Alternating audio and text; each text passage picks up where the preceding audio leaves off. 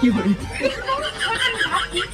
আচ্ছা আমি তোমার বিয়ে করছি, হ্যাঁ তুমি তো শিক্ষিত করে ভদ্র একটা মেয়ে, তাহলে তুমি এর মতো বদমাশ বিয়ে করছো কেন? হ্যাঁ দেখো আমি লাইফটা এনজয় করছি।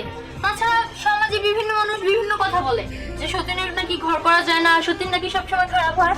তাই আমি দেখতে চাচ্ছি তুমি আমার সাথে কি কি করতে পারো। কি করে? দেখছো দেখছো, মেধাবী মেয়ে, মেধাবী। এরকম বিয়ে করে তাহলে ঠকি নাই, 1% ঠকি নাই। এরকম একটা মেধাবী তুমি যদি থাকতে না, তাহলে তোমার মাথা নিয়ে থাকতাম। বাবা বাবা। আচ্ছা তুমি যে স্কুলে করো, নিশ্চিত তোমার ক্লাসের লোন লঙে একটাই না, আমি সঠিক হয়েছে, তাই তো? উফ, তুমি থামো তো, তুমি আমার একটু বেশি বেশি করো। ঠিকই, আমার সাথে বেশি কথা কয়। আচ্ছা তোমার তো অনেক টাকা পয়সা, তাই না? তুমি একটা কাজ করো, ওরে কিছু টাকা পয়সা দিয়ে কোনো একটা ব্যবসা ধরে দাও। আমি যেতে চেয়েছিলাম, কিন্তু এখানে আমার দাদুর একটা আপত্তি আছে। আমার কি এর আপত্তি? আসলে হয়েছে কি, আমার দাদু তো ছোটবেলা থেকে অনেক কষ্ট করে কোটিপতি হয়েছে। তাই আমার দাদু চাই তুমিও কষ্ট করে কোটিপতি হও।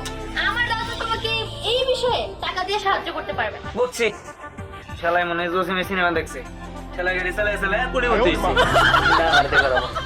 এই কি বললে তুমি? না বললাম তোমার দাদুর সঠিক একটা কথা হয়েছে, সুন্দর একটা কথা হয়েছে। সঠিক কথা কইছে, তাহলে যাও কামাই করে নিয়ে হও। আবার কি কয়, কামাই করে নিয়ে আসবো। আমি একটা বুদ্ধি পেয়েছি, শোনো, আজকে থেকে তুমি আর আমি সন্ধু, ঠিক আছে? আর এই, তুমি যদি কামাই রোজগার করে এই বাড়িতে আসতে পারবে, সেদিন তুমি আমাদের সাথে এই বাড়িতে থাকতে পারবে। আর যেদিন আনতে পারবে না, সেদিন থাকতেও পারবে না। কি, তুমি রাজি তো? আজকে রাজি, হাত তুলাতে। আরে আরে, যাও, তুমি যাও এখান থেকে। কি আমি আপনি আপনার না, আই যাও কামাই করে নিয়ে আসো। আচ্ছা তুমি ঘরে চলো। হ্যাঁ চলো, যাও যাও যাও।